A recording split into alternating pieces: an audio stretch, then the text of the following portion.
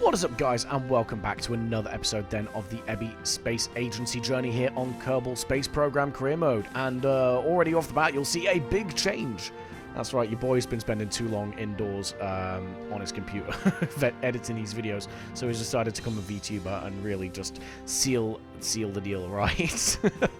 Yeah, this was shot just after I finally got the VTuber model. I was never going to remain a faceless entity the entire time, but this is good sort of. This is kind of the media that I wanted to present myself in. All right, it was this or face cam. I didn't really want to put face cam on stream, so this was the middle ground basically.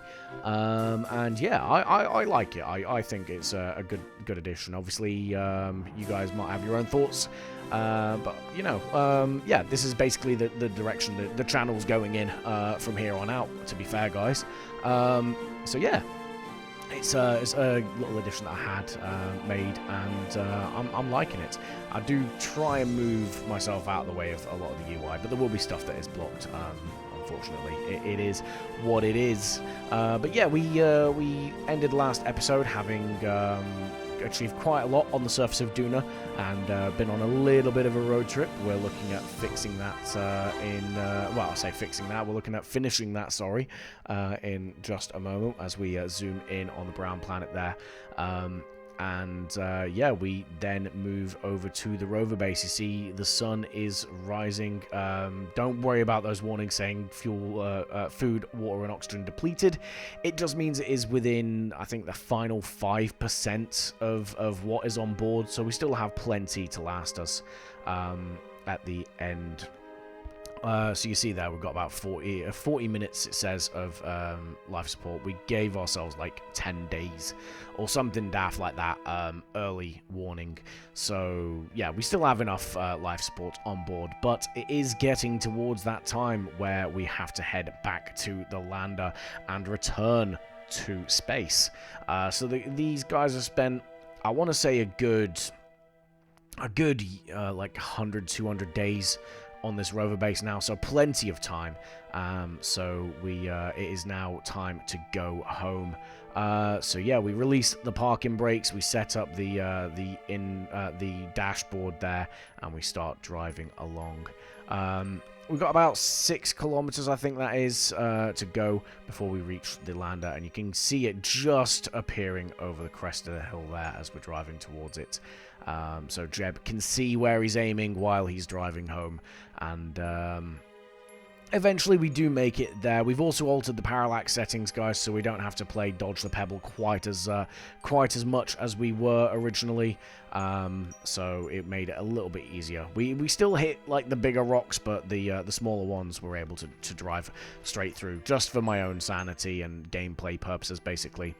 But yeah, Jeb hops out of the rover and takes his seat in the lander to start prepping that, ready to go back up towards the mothership of Duna 1, still sat in orbit. Bob takes one final look around the lab that has been his home for the last several hundred days. Makes sure that he's got all the science reports, all the hundreds of documents that he's written before he then hops out of the back of the lab. He does take one quick trip onto the roof, make sure that everything's collected from the observatory on board as well, and does one final check of all of the experiment packages before then hopping off and heading over to the ship. Decides he's going to set up the communications dishes for some reason. Aesthetics probably, before then jumping up onto the lander craft, which we then found that we had a couple of duplicate experiments, so he ditches those to save a bit of weight, and then I think he actually we actually go ahead and rather than ditching them, sorry, we actually transmit them, right, just to gain a little bit more science out of them. Hence, yeah, thus making the the extension of the communication dishes relevant. Bill then is the final one to hop out of the base. It does a quick once-over on the roof, making sure everything's secured, shut down, and closed for good. Takes one final look around the red planet that he's called home for the last several hundred days before climbing the ladder to the lander and ready to depart. Oh, that's cool. Right, let's go.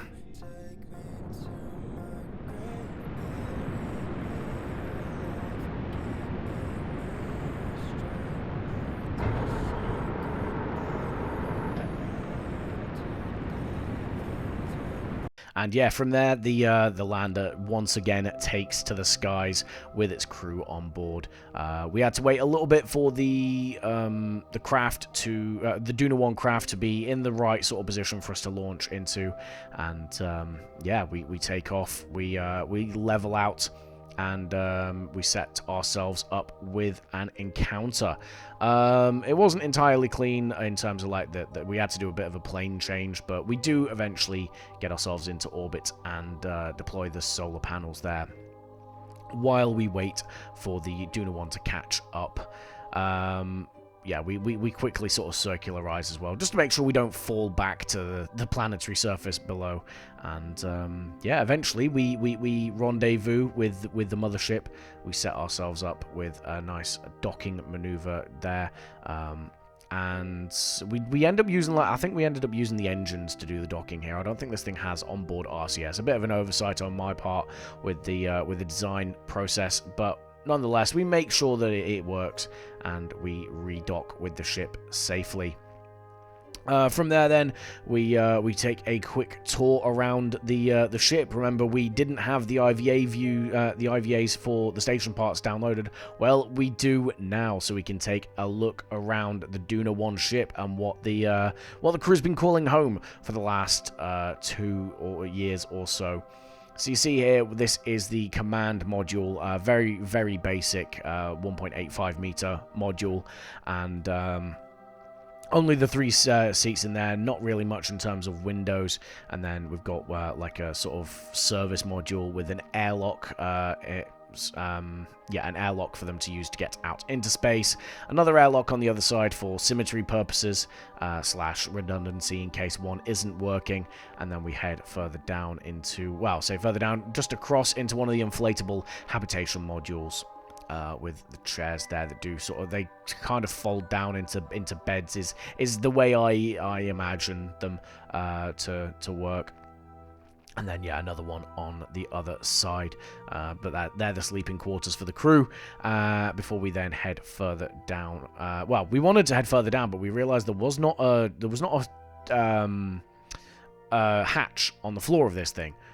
Which is a bit wild in my opinion, but we get we hop across into we get everyone into their seats before Bob then obviously grabs all the scientific data and hops out of the airlock and does a quick once-over, does a little bit of EVA science, recording the results, and then heads over to the lab and the hydroponics module. I think it's the hydroponics module might be the greenhouse module, where he's going to spend the rest of the trip. Whenever he's not obviously in the habitation module sleeping, but this is his wheelhouse. Where he spends his time on the trip back. But yeah, you got a nice greenhouse module with the plants growing there, providing a little bit of food, and yeah, the laboratory module where he can work to resolve all the scientific questions he had as he takes one final longing look at Duna. Before we then decide to set up the transfer burn for these guys to return home to Kerbin. The window is now open, and they are ready to burn to come home. So yeah, we once again fire the engines up after making sure everything works in orbit after having been left unmanned for several hundred days. And we are en route back to the blue planet. The burn, fairly straightforward. We do a little bit of a course correction en route. We make a little bit of a course correction en route. Fast forward to that and get ourselves set up nicely to return home. And with that completed, Jeb, Bill, and Bob are now just floating through interplanetary space until they need to do their capture burn back at Kerbin. Once again, this thing's a bit too flimsy for us to do any aero braking, so yeah, we're going to have to make sure that we get close to Kerbin, but not dip into that atmosphere. But yeah, we are going to head back to Kerbin now into the VAB to see the launch of a new vessel. Go?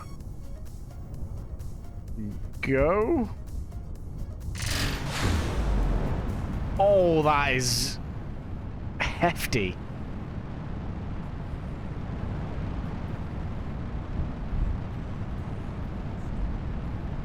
The answer is yes. We were launching it the wrong way, but we're good. We're good.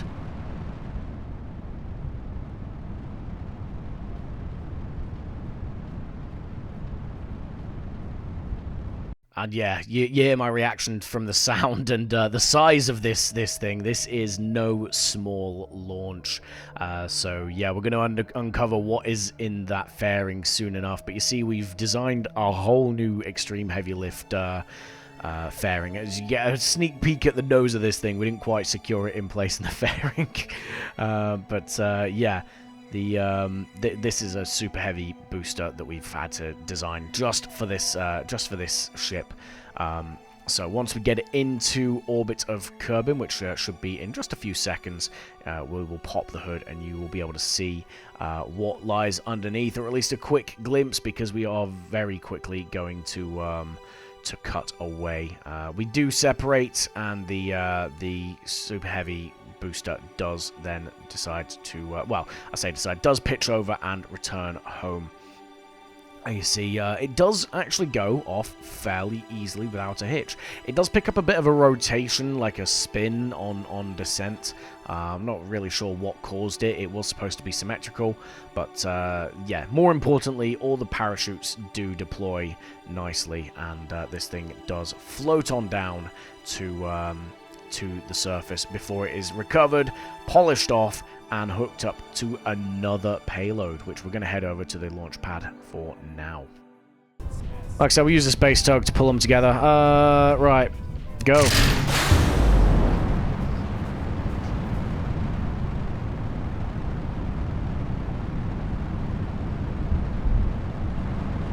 Come on.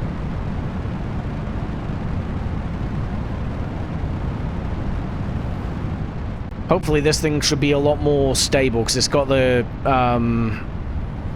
struts actually holding the payload this time. So yeah, another second super heavy launch on the bounce, and yeah, you'll hear us talk about the sort of stability of the payload this time, so it shouldn't be wobbling. The launch is a little bit smoother, but yeah, still no less impressive with the heavy engines making that lift possible.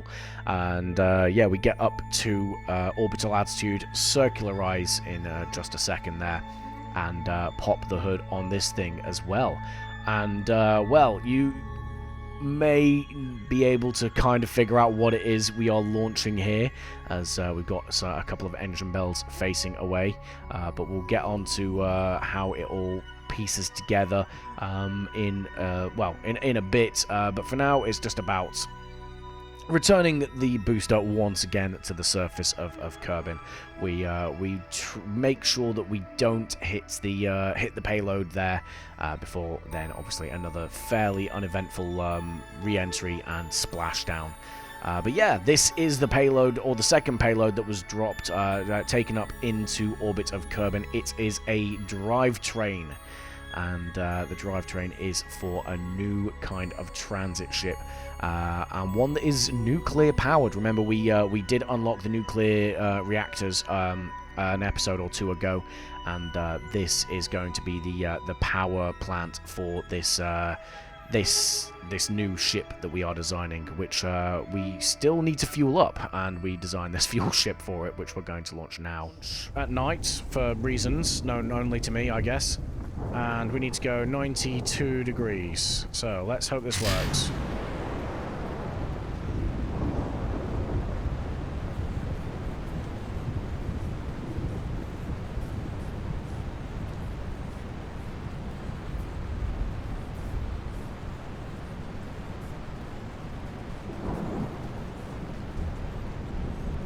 So yeah, that drivetrain that we launched on the last launch was empty tanks, which we're now sending the fuel up for. We could have waited until we made the fuel for it in the refinery, but honestly, the launch window for what we are designing is fast approaching. We don't want to. We don't really have the time to dedicate to waiting, so we send it up from the planet.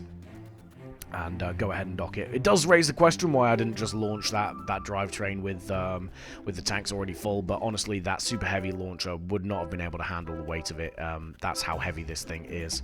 But yeah, we fuel it up, we deorbit the fuel tank to basically burn up in the atmosphere, and then we jump over to the VAB because we do have two components that are just floating separate in orbit, right? We need to find a way of pulling them together. We do have the Yeeter space tug that we designed for the previous orbital construction frenzy that we went on. However, that is not powerful enough to pull these two together. So we've designed this makeshift space tug for the sole purpose of this mission. T Z X.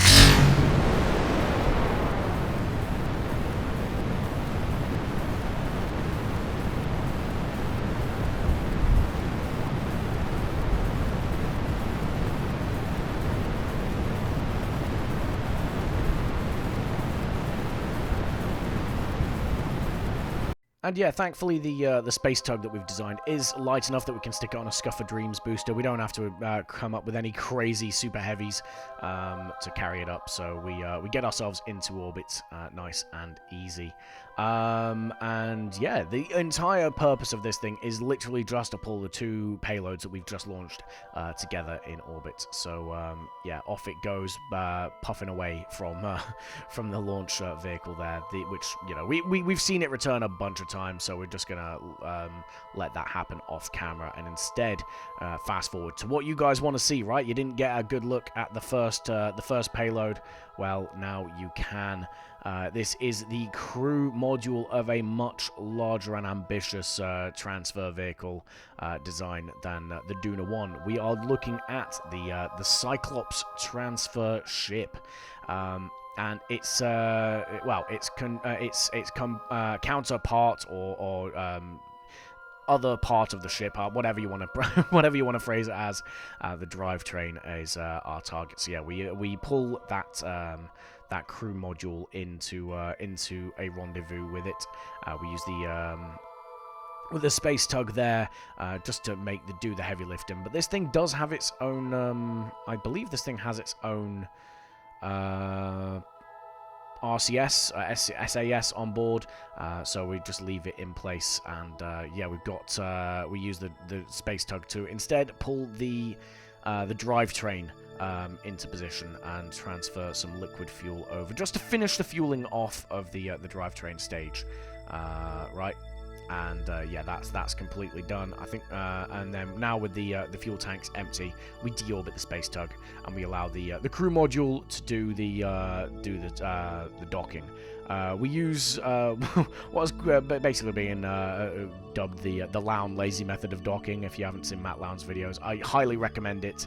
But we basically set both docking ports to face each other using SAS and just sort of RCS our way towards each other, and that is the ship fully docked together and created. And that is the full ship, guys. There is no lander that goes on the end of this. It is completely constructed, and that is the Cyclops transfer ship ready to go. What that means is that it is ready and good to launch towards the next mission, and that next mission is, drum roll please, it's going to be Duna. We're sending a second mission to Duna. I don't know if I said that already, but yeah, we're sending it back to Duna for the second crew mission. You see, we do have some science to spend there, so we spend it on some bigger rocket parts, as it seems like some of our launchers are actually starting to get quite heavy, right? So we need the power and the size on our side. But yeah, we'll see the sort of what is in store for the Cyclops transfer ship and how it's going to be utilized in future episodes. Because for now, guys, that is the end of this one. Yeah, we're exciting times. We're now coming up with more advanced ship designs. It looks quite good. I'm looking forward to see what happens with it. But we'll do that in the future. For now, guys, thank you all for watching, and I will catch you in the next one. Goodbye.